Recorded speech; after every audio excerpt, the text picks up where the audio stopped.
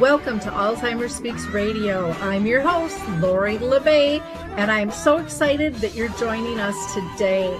We are going to have a fascinating conversation as usual as we learn from people all around the world at all ages and stages of life. Stay tuned as we shift our dementia care from crisis to comfort. Here we go.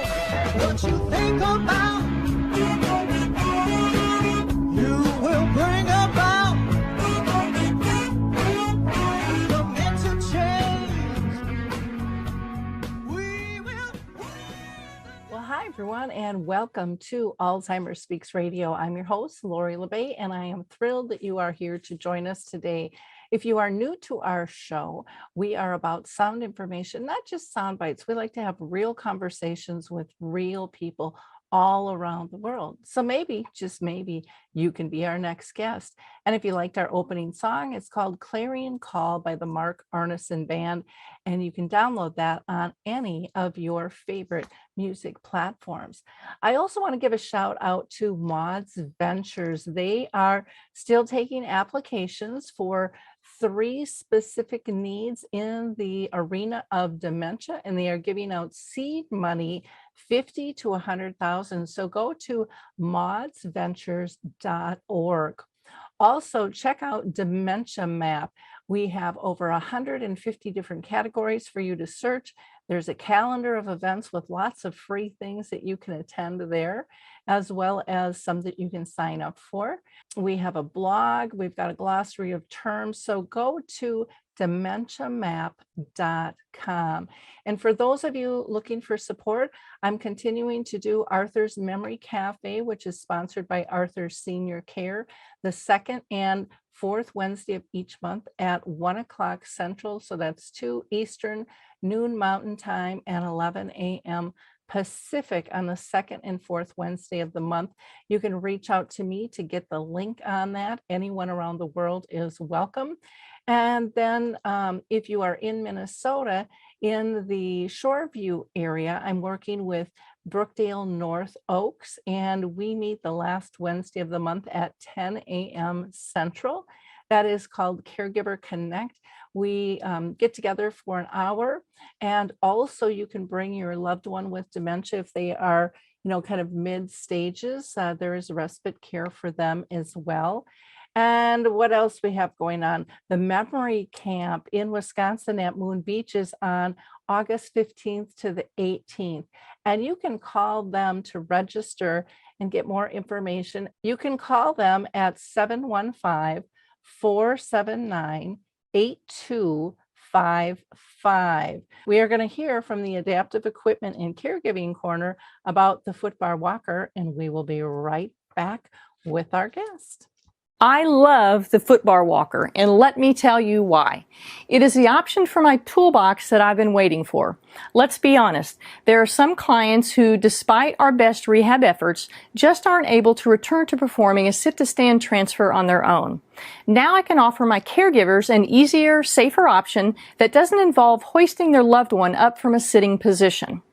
I don't recommend this walker for all of my clients, but I do recommend this walker for those caregivers looking for an easier, safer option with transfers.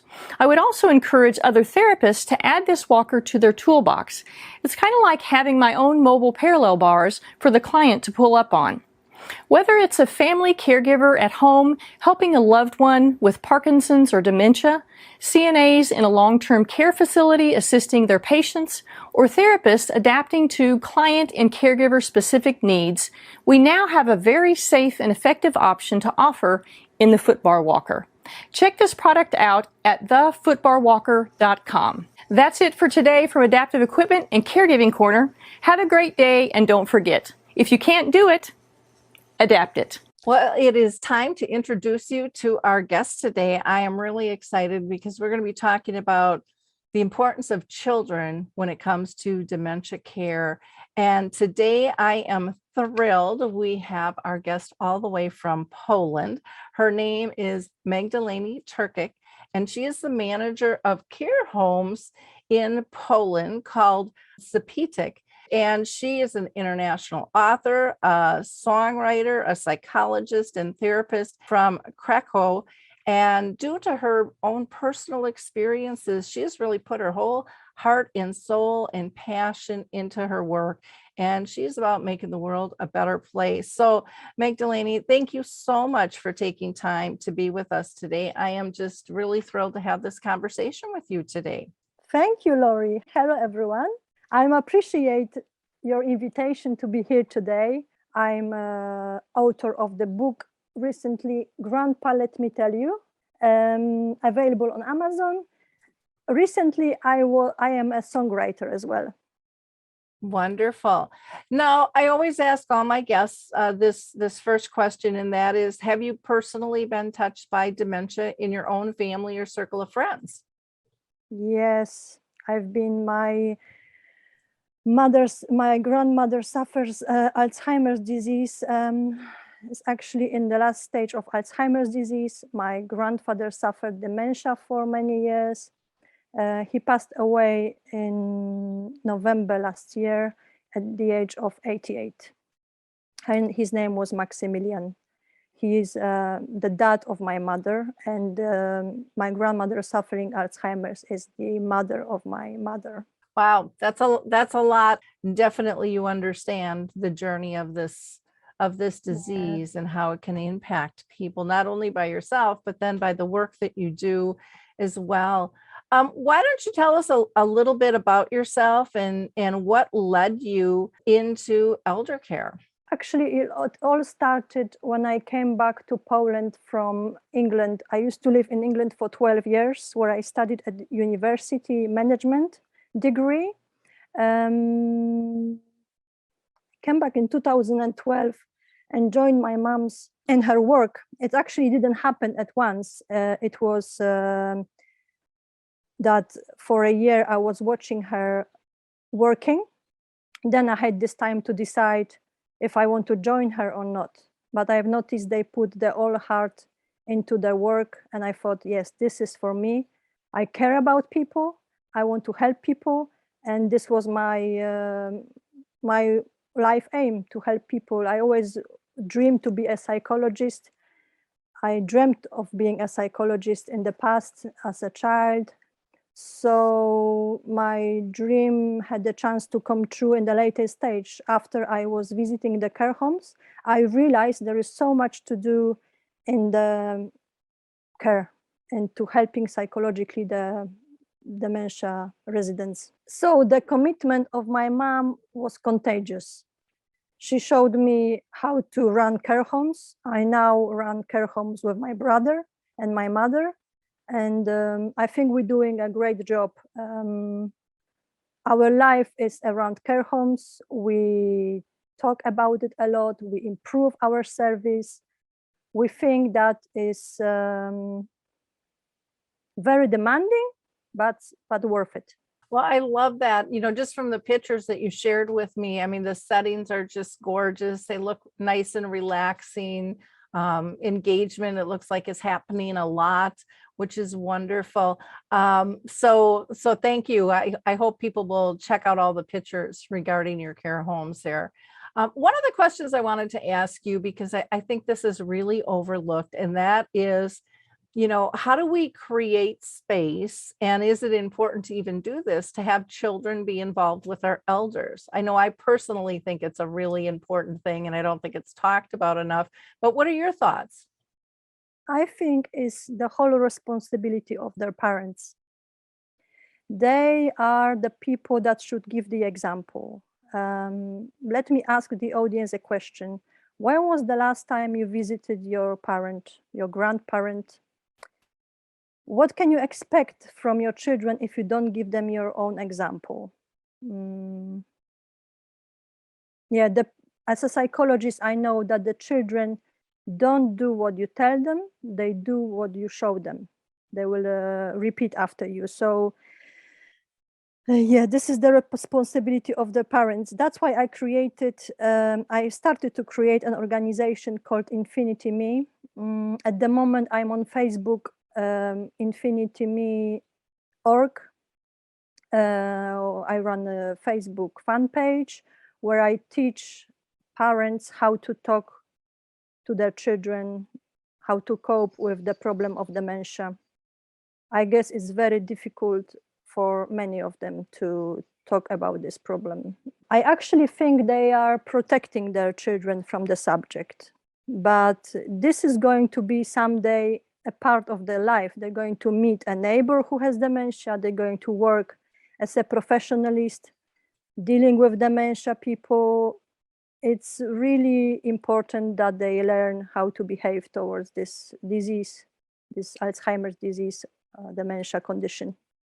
I so agree. I do think families think that they're protecting the kids, but what I've noticed is, you know, the whole hierarchy in the family changes when you're caring for a loved one, and the kids are sitting back going, oh, what did I do wrong? How come I'm not important anymore? I mean, it really zips their world upside down, and they can feel the stress and the angst and the added, the added burden to their family structure, to their parents.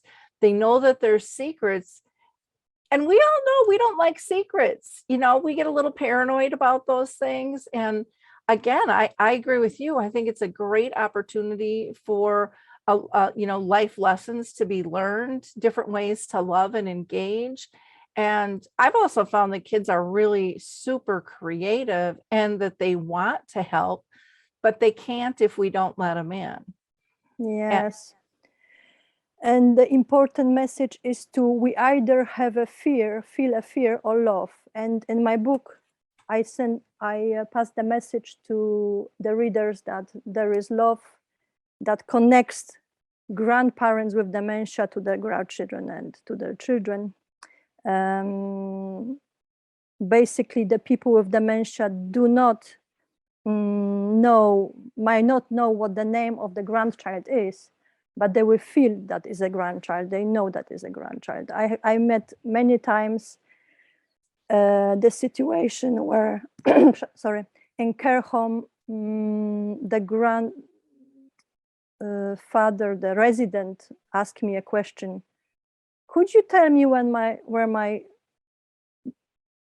son is, where my daughter is? Where is my grandson? They really miss their family, and the message should be straightforward. Visit your grandparents in care homes, visit them in their homes. Do not forget they are still alive, because children they're not anymore connecting with the elderly. I think they stop thinking about the person that is 80 plus. Mm-hmm. For some reason, they enjoy having sports like icon or a music icon. They search for people with doing some success stories, but not certainly not being ill or feeling sad and lonely. Yeah, and I think COVID has brought out that isolation and feeling of loneliness, which none of us really like.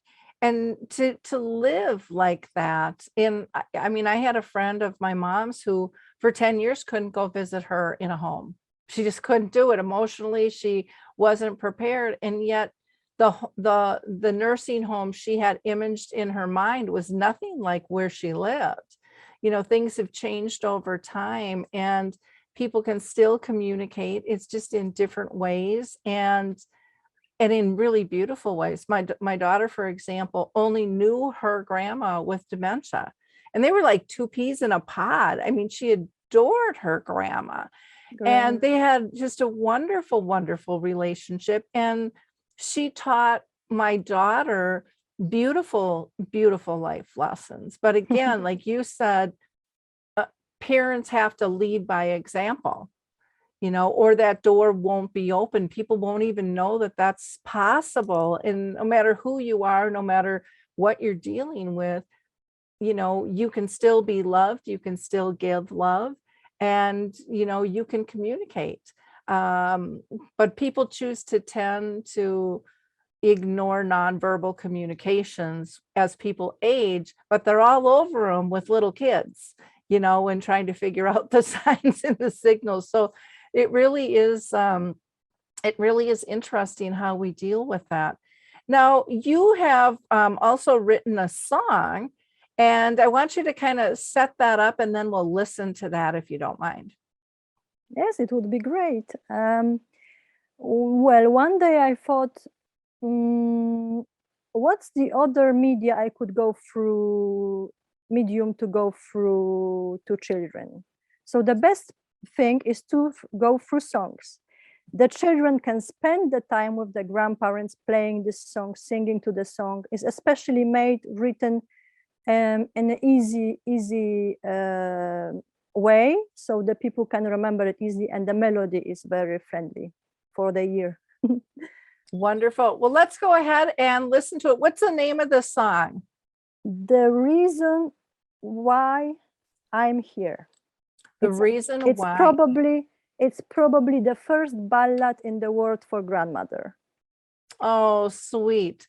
And we're going to come back and then talk about that.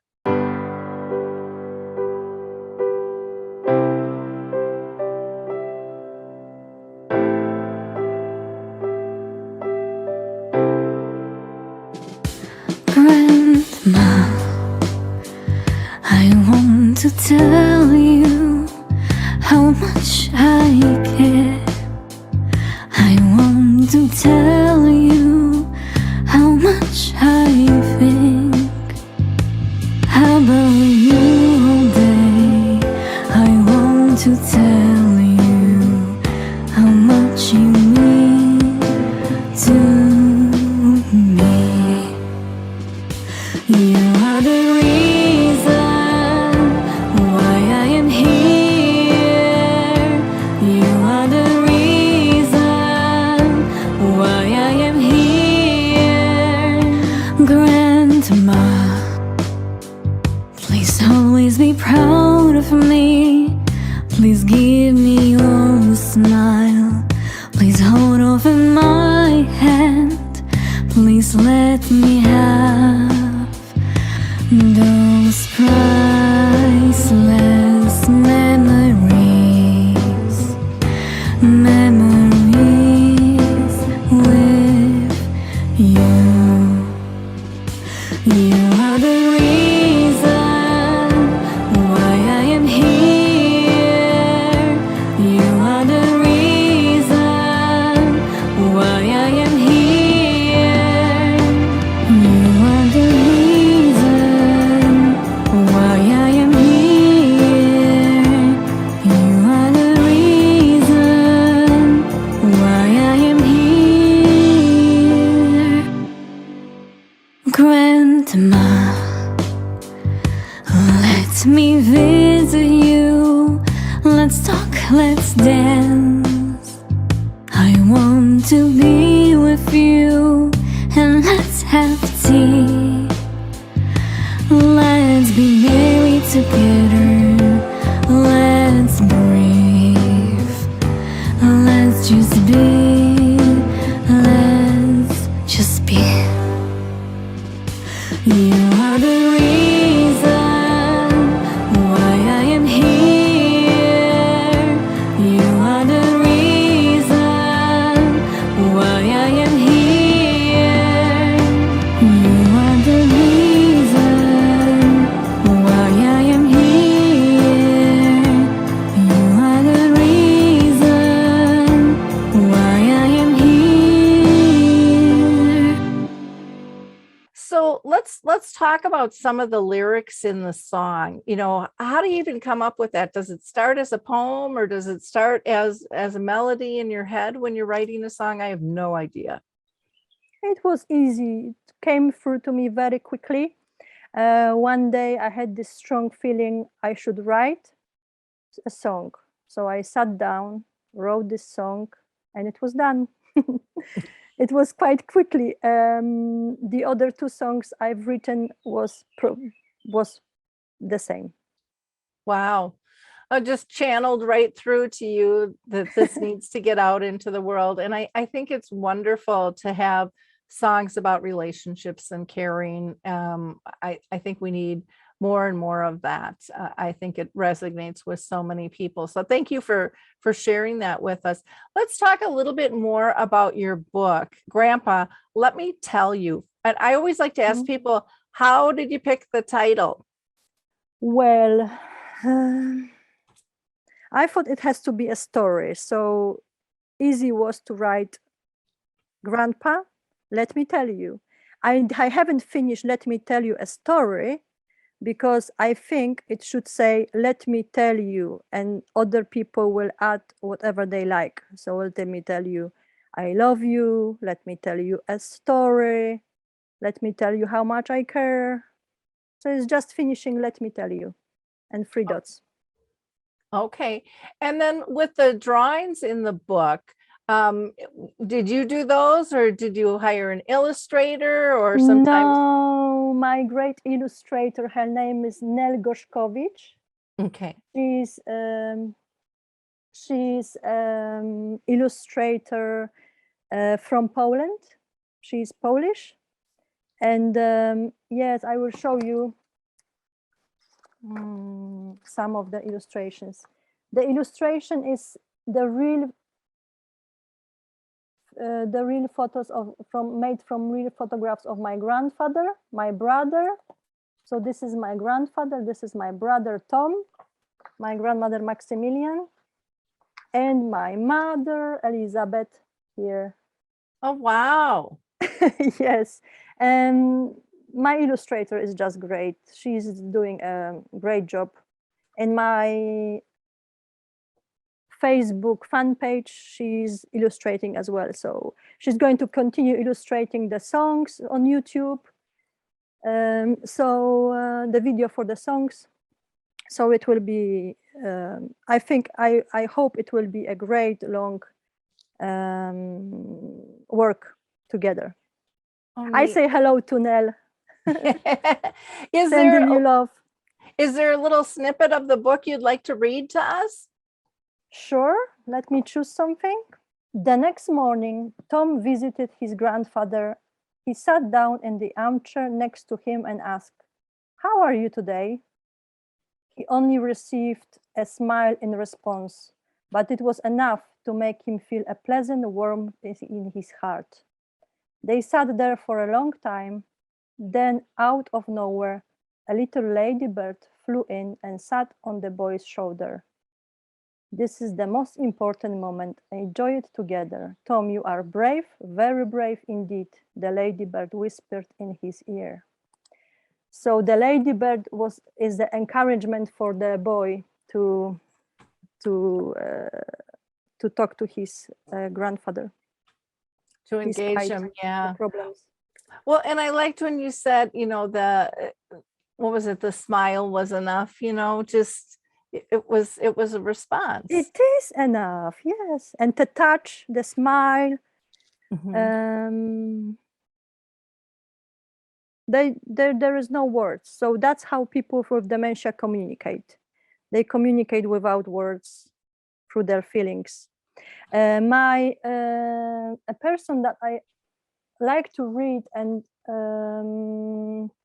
talk about her techniques is Judy Cornish. She wrote the book Dementia with Dignity.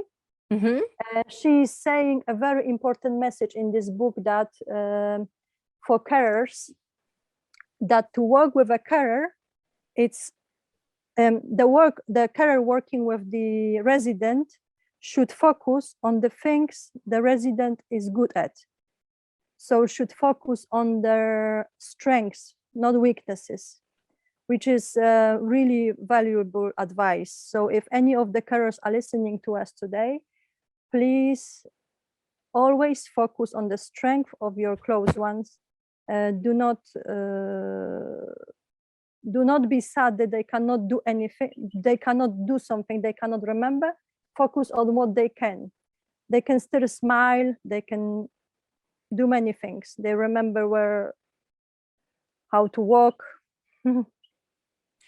Well, it's really important, because I think, I don't know about over there, but over here for years and years, dementia was marketed by fear and loss and grief, and that was the path people were taught. That was what our leadership was saying, and now it's finally switched. And that's one of the reasons that got me into this field, was we need to give people hope and comfort, and we need to get them back to the core of their relationships, and get them to realize that some of the safest places you can be is where you sit silent next to a loved one. You don't have to say anything. There's just comfort there. There's security there. And I think in this fast-paced world, we lose that. We lose that as a priority of feeling safe and comfortable. Instead we've got to be busy, and we have to outdo the next guy, and, look like we're bigger and better. And those Yes. things don't make us happy. Not Yes, at our that's what core. there are some words in one of my songs saying, I stopped caring for my mobile phone, and I repeated many times. I now care for you, my grandparents. I stopped caring for my mobile phone, and it's your stories are better than my mobile phone. I use those words to help and bring awareness. I love that, because that's one of the lessons my mom did teach me through her, our 30-year journey together, was put your phone down. Back in the day, put your pager down, Lori. Everything will wait. Just leave it alone. It'll all be there. And oh my gosh, that was so hard for me in the beginning. It was so hard. And, because you're just trained that everything has to be this immediate response. And yet we're not responding to the immediacy of a person right in front of us. We're pushing them away and talking to our phone and prioritizing that over our human connection. And I just thought, wow, that's really interesting how that has kind of taken over the world, on so many levels. And it really is quite sad. I have found, again, on my journey with my mom, that the most precious moments, in memory are those silent, loving moments. I mean, I can go back to when I was a child, or I can go back towards the end of life with her. And it's those quiet moments where you are just there together, so connected. If you're holding hands or sitting next to one another, or just looking at one another. I think people have been taught that, it's just the blank stare. And there, as we know, there's many, many stages to this disease, and that they're fluid, they come and they go. So somebody could have a blank stare, but then, a few minutes later, they're fine and they're engaged. And, it just depends on where it is at. But there's so much more. I mean, when you get that, when I'll use the example of my mom, when she got to the point where she really couldn't communicate, and there was many more blank stares than not, when she would respond and get that glint in her eye and that smile and that little giggle, oh my gosh, they meant more than anything in the world. And for people to miss out on that just makes me sad, that they don't believe those moments exist. How do we get people to really believe that our connections don't end? They just change, and we have to sometimes pay more attention. Yeah. Well, I believe as psychologists and therapists that if we don't pay enough attention to ourselves, we won't be able to pay attention to others. So first, most of all, care about yourself, then you will be able to help others. Mm-hmm. In my work as a psychologist, I work with individuals, with couples, with families. And I always teach one thing. I remind everyone, you are the first person, the most important person in your life, the first one. Then you can help others, and you can be there for your family, for your mom, for your dad, for your brother. Yeah, and the power of quietness, to be focused,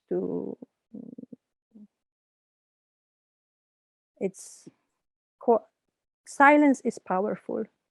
Silence is very powerful, and it's very comfortable once you get used to it. But again, we've been taught to fill air, and just this busyness. And that, I think, is one of the things that, for me, really slapped me in the face. Was I had this big long to-do list, and I was always busy, and everything was about my mom. But what I realized was a lot of that busyness was to make me feel better for a disease that had no cure. And so I wanted to feel like I was doing something for her. And what I was doing was tasks, not necessarily for her to feel good or to feel quality of life. And there's a big difference from doing tasks to being engaged with somebody. Yes, exactly. And that was something that I didn't come to the realization of until one day I didn't care for my mom well, and I snapped at her when she repeated herself 45 times in 10 minutes, and I felt horrible. And then I had to go back and re-look at things and created what's called your memory chip, which is getting us to focus on, are they safe, happy, and pain-free, versus focusing on this to-do list, which really disconnects us, in my opinion, from our relationships.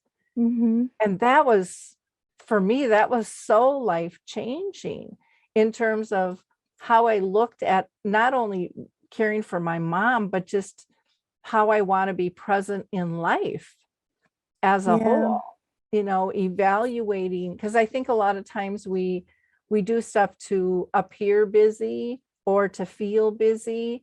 And when we're busy, then we don't have to feel, and we don't have to process, we don't go to that emotional place. And I would imagine you see people that kind of stuff their feelings because they're keeping themselves busy, instead of maybe grieving the loss or identifying and kind of falling into joy as well. I mean, it's both sides.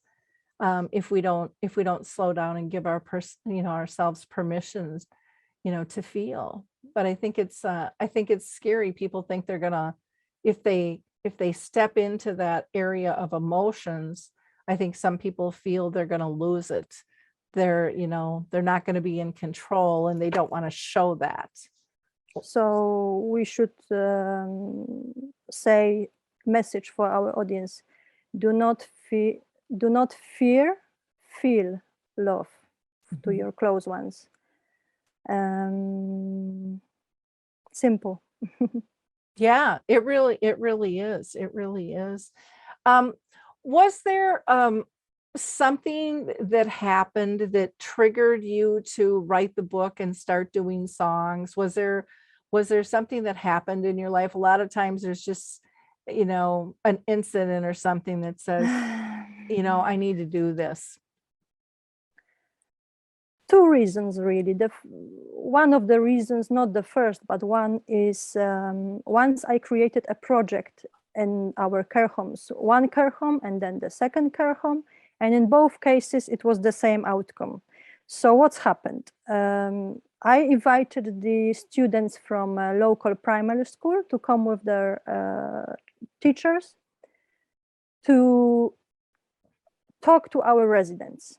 I gave them an offer to visit the same resident again and again for Christmas, for his birthday, to bring some present, to bring flower.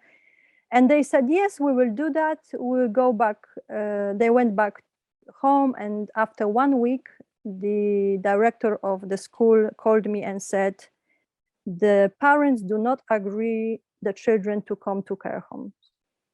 And it was exactly the same example in the other school. Well, I asked myself a question. What do you protect your children from? What? The child goes to school, he can be in contact with an aggressive student. The child goes to a bus. Do you protect him of going on the bus? Do you protect him on going on holiday? Well, there is no reason why the parents should be afraid of sending the child to care home. It made me a little angry, so I decided there is something to do about this.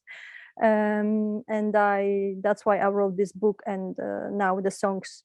The second reason, but not the second, is my grandfather. My grandfather is, I can say, my hero. I appreciate what he's done in his life. He was caring for many years after his wife. She was already suffering Alzheimer disease, and he was caring for her. He didn't want to us to help. He didn't want to for her to go to care home. He was brave. He was feeding her, washing, putting to bed, and yes, this is my hero. Maximilian. He, at the last year of or the last 2 years, he was living in our care home with my grandmother. I visited them quite often. We talked a lot, like what I did the same things that I put in the book. I played him music, like the music of the national hymn music, as he was a soldier once, so I was making him a surprise. He was enjoying it a lot. There is many things I could do with him. We were walking. I was taking him for a ride with my sports car. He enjoyed it a lot, and I have very good memories with him. When I was a child, I liked to spend time with my grandparents. I visited them a lot. We were playing board games. We were cooking together. We were singing songs, listening to music, doing the gardening. I used to take them to restaurants, many things. And now my plan is to give my experience to the world. That's why I want to create the world organization, helping to connect the generations. I love that. I think that is so needed, especially in the state the world is in right now. We need more love, more human connections, more safety, more comfort than ever before. And kids are such a brilliant light to our elders. Even when my mom was in her end stages, we would get together when she was living in a nursing home. We'd get together to celebrate her birthday, and we'd have kind of a private room, and the little kids would be underneath the tables, and my mom would be sleeping and everyone else would be visiting. But every time before the kids came out from underneath the table, like 2 or 3 seconds prior, she would wake up and start giggling. She like knew they were on their way out. I mean, it was fascinating to watch the interactions and the joy that they both got. And that joy then emanates out throughout the whole room. You know, it changes the atmosphere. And, you know, kids just want to play and engage, and they keep it really simple, unlike adults that have rules that you have to have the ability of this in order to participate, and you have to do it perfect in order to you know, be one of us. Kids don't look at it like that. They're like, come on, let's just do it. And, you know, they accept whatever, and they just see creativity in all of it. And I just think they have brilliant lessons to teach us all. It must be that I have something, I'm still having a lot of in me from child, because I have all of these creative ideas that I want to do and introduce to my organization that will help to connect generations. I have ideas for tourism, for board games, idea for many ideas I want to start. So I'm about to start this organization. I've already have fantastic people that joined me, and we are looking in the same aim. We have the same goal. That's important. Tomorrow I'm interviewing a 15-year-old girl who has been an advocate for, oh my gosh, since she was little. And she has two nonprofit organizations. One is Puzzles to Remember, that was actually started by another individual, Max, who is now a neurologist. And she's taken that over, where she gets all these donated puzzles from companies, and then they just give them away to different communities and individuals. And then she started another one, Kid Caregivers. And I know, she's just brilliant, and she's just so full of life and so kind, and yet so centered, and it's amazing. And I know, I can't remember the other little girl over in the UK who's doing, have you seen her? She's doing Zoom exercise programs. And she's just phenomenal, doing chair exercises and stuff, and engaging people. So it's endless. It's absolutely endless what people can do to bring that unity through community, just bringing us together, and knowing there aren't any limits. If you have an idea, go for it. Don't let other people talk you out of it. They're just scared because if you succeed, they're thinking, gosh, maybe I could do that too. and they're too scared. But you cannot, because if you don't have it in your heart and you try to copy it, it won't work. I agree. I think I'm a lot like you, in terms of stepping into this space. I just wanted to do stuff different. I didn't think old ways were working. And that's why I started the radio show and Dementia Chats and, Dementia Map.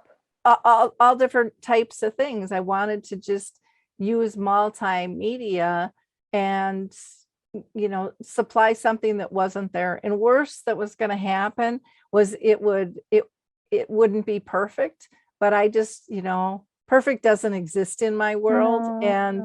It's just an opportunity to make something better, to reevaluate and really get it clicking on all wheels. So kudos to you for being so diverse, and in terms of what you're doing and using all your skill sets. It's incredible to be able to see that. So I really appreciate you taking the time to be with us today. Was there anything else that you wanted to talk about that we haven't covered?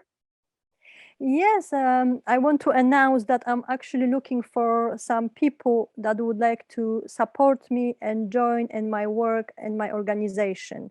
I'm looking for investors. I'm looking for people interested in the subject, looking for professionals, psychologists. Please contact me on the email below. I'm looking forward to your contacting me. Do not wait, because it's urgent.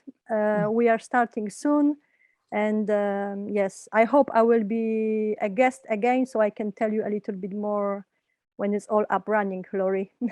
Oh, I would love to have you back. And we've got all the contact information listed, and your email contact that you want people to email you at is contact@affinitymE.org. She's got a Facebook, Instagram, LinkedIn, her therapy work, the organization itself, her care homes, her book, you name it, it's out there. And we're going to have to add also to the list her YouTube channel. So kudos to you. And again, thank you so much for being with us today. It's just fascinating all you're doing, and the energy level you have and the approach. You can just feel your authenticity and your love for your work. And to me, I think that's, the biggest asset is when you have that authentic voice and that passion, you're gonna change the world. Thank you, Lori. Thank you. Thank you. To our listeners, I hope you like, click, and share this episode. I love talking with people all around the world, because we get a chance to learn from one another and join forces. So reach out to her, if you've got some interest in the project she's doing, or you want to learn more, connect, make it happen. Don't just sit there and think, gosh, I should have. Do it. Just do it.